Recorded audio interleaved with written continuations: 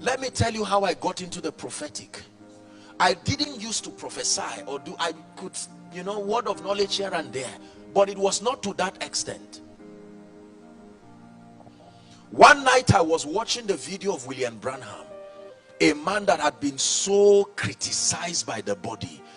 People criticized him that at the end of his life he went into heresy. Yes, truthfully speaking, there were adjustments, things here and there that I personally have reservations about. You see, the ability to adapt is your proof of honor. You must adapt to people's weaknesses and limitations. Elijah was a temperous man, but Elisha endured it to receive the grace. Waiting for perfect vessels to transfer grace for you, you will never find one. Adaptation is proof of honor. There were many things that were done by the great prophet that I have reservations for. I may not bring them to the ministry, but that's too small a reason to not open up my heart and receive. When I returned back, the dimension of the miraculous that I stepped into surprised me. I said, what is this? It's amazing how easy your life can be when the grace that sponsors that result comes on you. And it is amazing how hard your life can be when the grace that is allocated for the result you seek is not on you.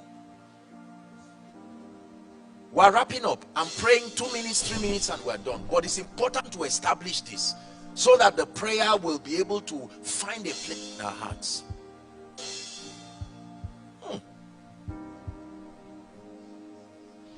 Jehovah will be your everlasting light.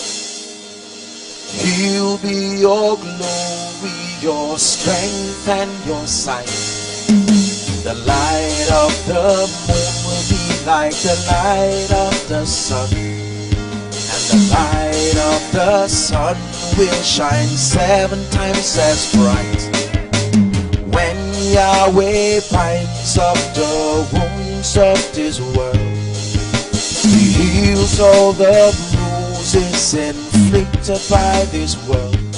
Hallelujah. I started singing that song because I'm seeing the vision of a man of God on his knees now.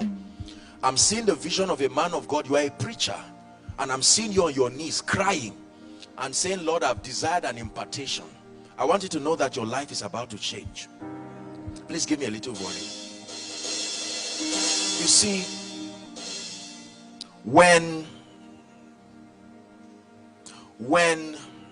I was watching William Branham, and I was just looking, he was an interview just like this, and I stayed with my heart broken. I said, God, look at this servant of yours. How come people cannot see the compassion and the humility? Listen, don't criticize a man until you know the weight of what he is carrying. There are ministers you are seeing, the burden and the grace upon their life is heavy. Pray for them, don't talk about them until you can. Look at Moses. Was carrying a dimension and was quiet. A part of his spirit came on 70 elders and none of them could stand. That's what one man was carrying. So when you are talking about people, the attacks that come to their life, have the fortitude to discern the burden and the grace that is upon them. When I looked at William Branham, do you know, even the modern day prophetic, there are few people who have come close. It's just that they did not have the opportunity to capture these things. As I was watching him with humility, this is what happened to me. Suddenly, I felt like oil from my head. My eyes were teary, and it started going down my body. Cold sensation, like I was in a fridge. I said, what is happening? It started going down. It took like 30 minutes and then it just left. The next meeting I went to, and the heavens opened. Lord, what is this dimension you are bringing me into? Honor. I remember when I went to pay for 2 women, they were buying sugarcane or something, I can't remember, and I told one of the women, for some reason I was drawn in my spirit. I said, these mothers, I may not have much to help them, But I said, can I sow into their lives? And I said, please, the woman was trying to lose her wrapper to pay. I said, this is a mother like me.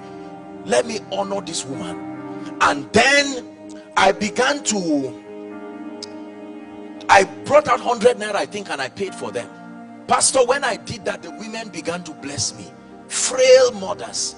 And one of them looked at me and said, my son, forever walk upon gold.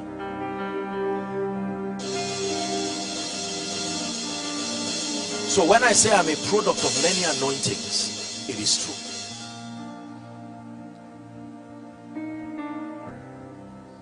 A product of many anointings.